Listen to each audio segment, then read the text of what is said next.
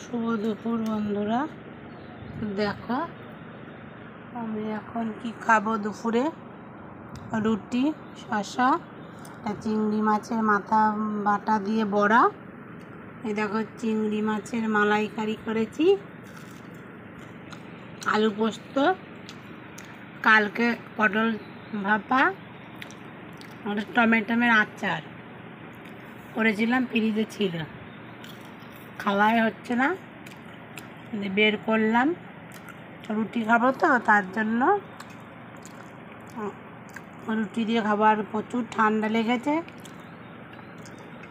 গলা ফলা খুসখুস করছে, তাই ভাবলাম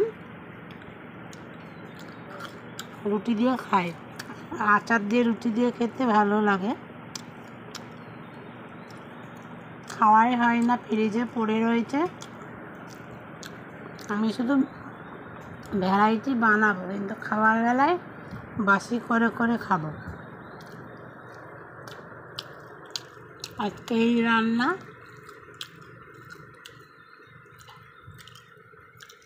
ভালো লাগলে লাইক, কমেন্ট, শেয়ার করো। আমার ইউটিউব চ্যানেলটা সাবস্ক্রাইব করো। সবাই ভালো থেকো, এইভাবেই সবাই পাশে থেকো।